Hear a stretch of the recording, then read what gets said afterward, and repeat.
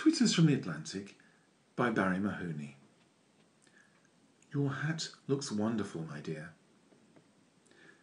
Nothing says royal wedding quite like an ostrich's bottom joined to your left temple. No, I told myself I would not be spending the day watching the wedding celebrations and associated hats for a couple I did not know, would never meet, and who were representing a country many miles away. It was a country that I had left many years ago and would be unlikely to return to.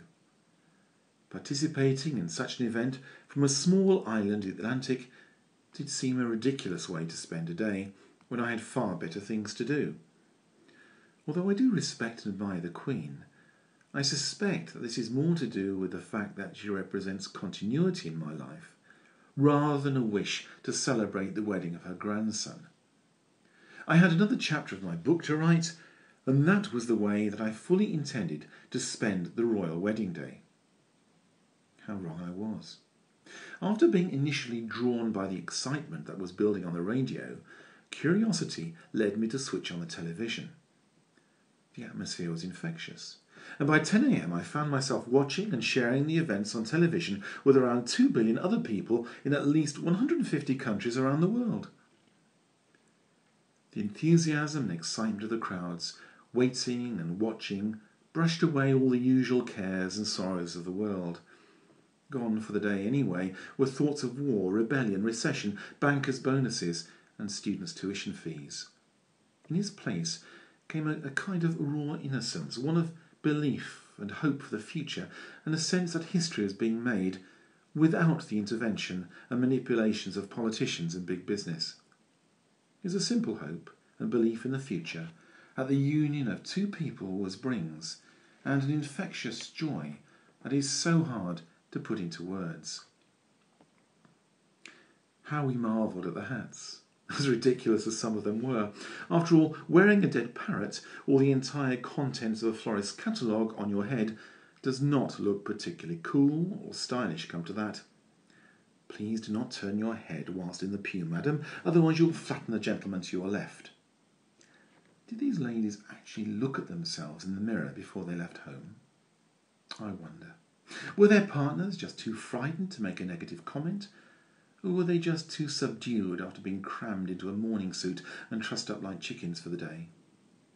I suspect that one of the young princesses, who was wearing part of a tree on her head, learned the hard way when the cameras caught her leaning forward at an angle of 90 degrees in order for the limousine to accommodate both her and a generously proportioned hat on the way to the palace for the obligatory canapes. Spirits were lifted whilst listening to the music of some of the great British composers in the spectacular and familiar surroundings of Westminster Abbey, now decked with beautiful fresh green trees. Innocent-looking and freshly scrubbed choir boys singing their new Marks and Spencer's socks off. Fusty archbishops, cardinals and deans with far too much white facial hair, all brought back memories of earlier times of national celebrations long ago. Along with most other people watching, I was drawn into the spirit of an event that I could not explain. Watching the beautiful bride and a handsome prince is, I guess, the stuff of fairy tales and early childhood memories. Yes, I too felt a lump rising in my throat and found I had moist eyes at several times during the service. This was surreal and quite ridiculous to be feeling and behaving like this, I told myself. Mums, dads, children, grannies and granddads swarmed down the mall to watch the newly wedded couple appear on the balcony. A sea of different coloured skins, ages, nationalities greeted the cameras. Awkward and surly-looking teenagers, admitting that they too were having a great time and waiting to see that kiss, made me feel that I had somehow slipped into an alternative universe for the day. But maybe that was just the effect of Victoria Beckham's spiky alien creation. People were just so happy.